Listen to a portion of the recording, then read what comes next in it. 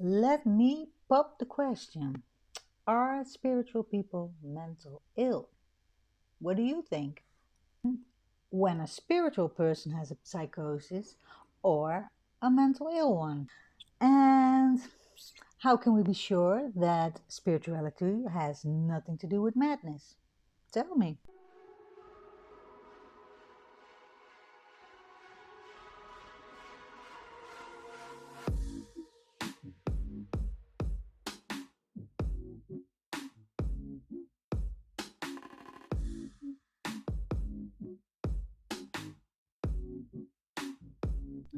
Welcome to my YouTube channel, The Unfathomable of Spirituality. My name is Carmen Richardson and I want to help you out with my knowledge about spirituality. In this video, I want to talk to you about being psychotic or being spiritual. It can be both, you know. And I have had an incident, and I know that there are some people that react kind of strange on being spiritual. So I want to know why they are concerned, and I want to know why they don't understand it yet. I must say I can't blame them, their concern about being spiritual, but luckily there are differences. So I will show you what it makes it doubtful to trust, but also what it makes that it is totally safe to be spiritual. Okay, well, if you want to know, then follow me. Thank you. Before we go further, we have to explain what a psychosis is and comparing to the spirituality state. So psychosis is a state in which someone has lost control of reality, and he or she sometimes sees or hears things that are not there, hallucination called, and is obtained from certain ideas that are not there or are not right, and they are called delusions. So you see, when spiritual people are also not often in the reality and they hear voices, and you see how close they come together. So let's take the next step. So we just heard how close a psychosis and the spiritual kind of human being comes together, and we can't blame those people that are very concerned and they don't understand what it is about spirituality.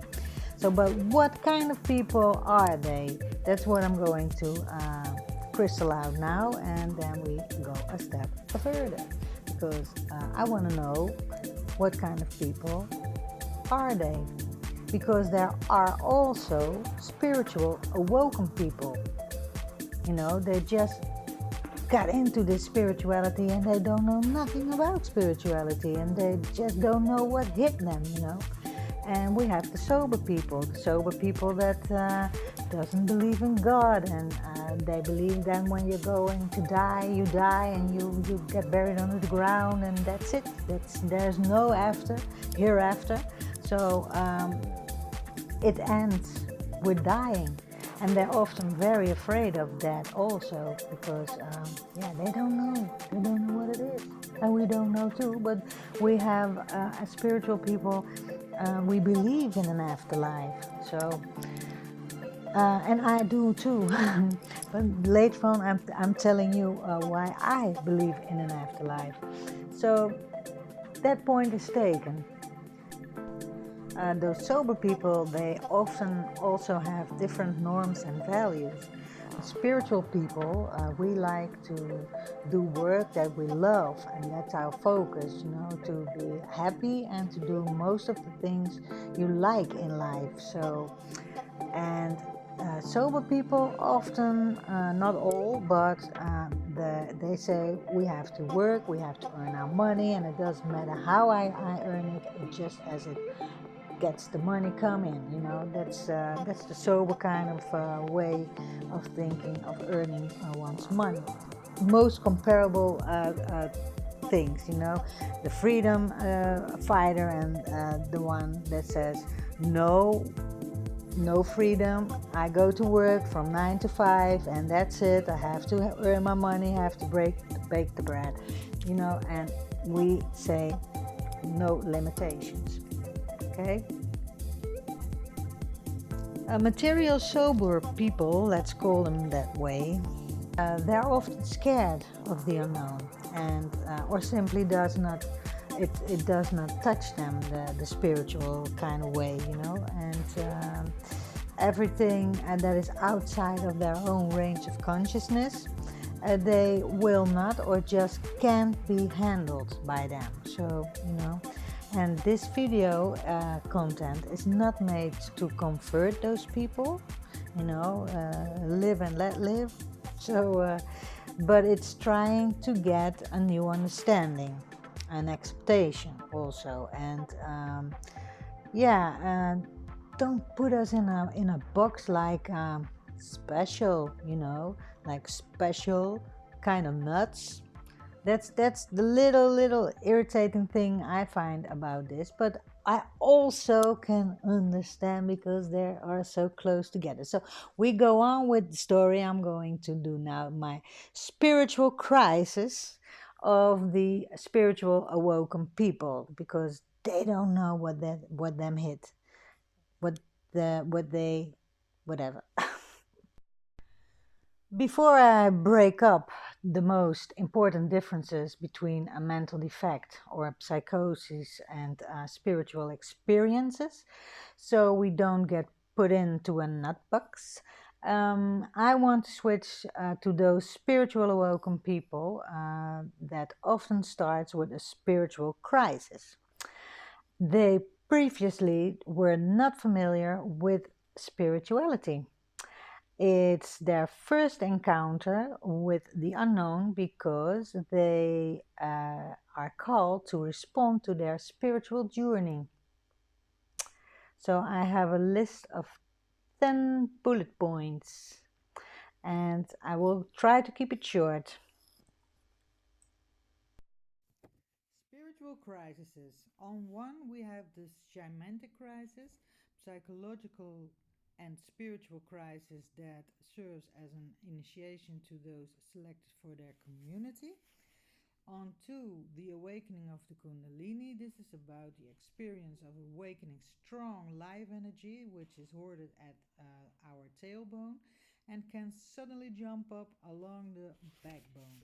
It's a start of a purification process. On three, we have sudden, often overwhelming mystical experiences of total unity with our environment, with God or the universe. On four, we have psychological renewal through the return to your center. Can also happen in psychosis. Experiencing fragmentation or breakup of your existing personality structures. A fight between good and evil that forces you to rebuild yourself from your center. On five, we have crisis due to the emergence of a spiritual opening. On six, we have memories of past lives that can feel lively as a memory from this life. On seven, we have communication with spiritual guides like channeling. And on eight, almost dead experiences like I did when I was 3. On 9, we have contact with extraterrestrial beings.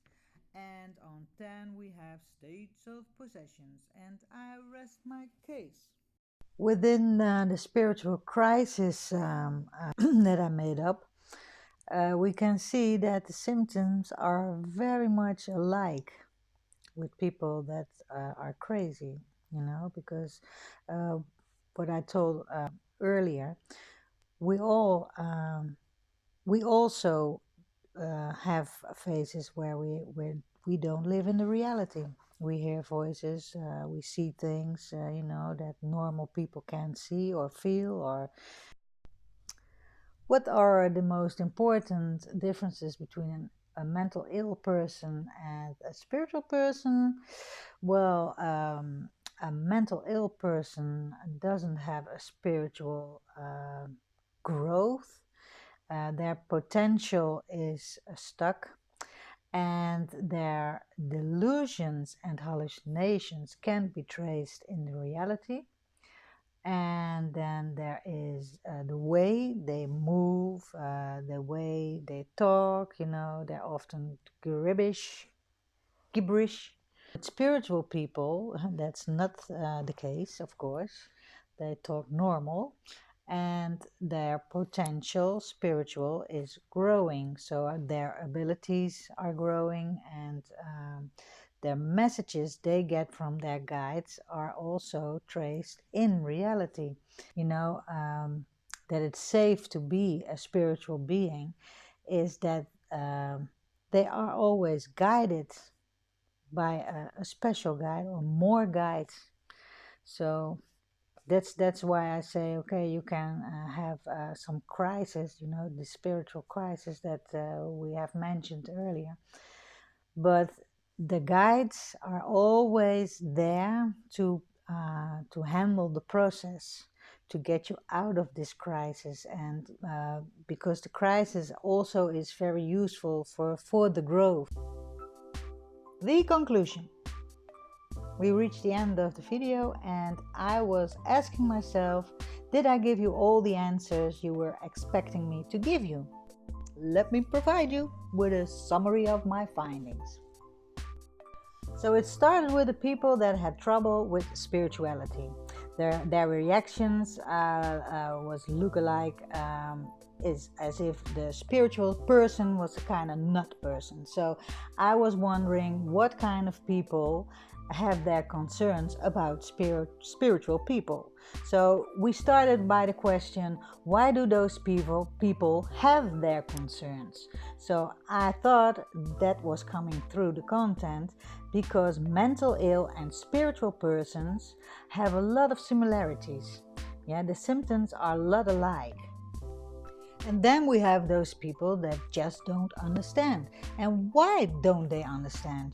Because within those people there are also, we have those sober people, but we also got those spiritual awoken people. Most of the times they have different lifestyles, other priorities, and fear of the unknown, no experiences whatsoever, and their consciousness will not expand, for the change is too uncomfortable. I would also give you an answer when it was doubtful to trust, because why should I even ask this question? Because a lot of it has its origin in the invisible realms, and when it should also shown in reality. And if that's not the case, then you should not trust it. It is then again totally safe when you feel guided. It will show love and help in your real world. Your guides will also give you signals and proof in the real world. So, that's then you feel this connection with your higher self, with your guides, with God. Is spirituality a mental illness? No, but most of the time they can get in spiritual crisis, and that looks a lot like a mental crisis, because of most of the time, often it is like a psychosis. Due to the fact that personal structures are going to get defragmentized and rebuilt. So this is the spiritual awakening. The mental health care institutions have also trouble with this phenomenon, spirituality. What do they do to see if someone is mentally ill or just spiritual? Well, they have this book, the Diagnostic and Statistical Manual. This classifies if somebody is ill, mentally ill or not. Back in the days, maybe it's interesting to tell, I was working like a psychiatric nurse. I had my study in there, and I studied and worked together, and that for 5 years. So I know a lot about the illness of mental ill people. And if you have any questions about this content, you have experiences with people, or you have questions in other forms of this spiritual awakening topic, then please let me know in the comment box, or you can write me an email if you want to. I'm going to put that in the description. And well, let me know response. And if you like the content, you find it interesting, then please subscribe, hit the bell, then you'll always get notified. And like if you want, look at my end screens, and thank you for your time. See you next time.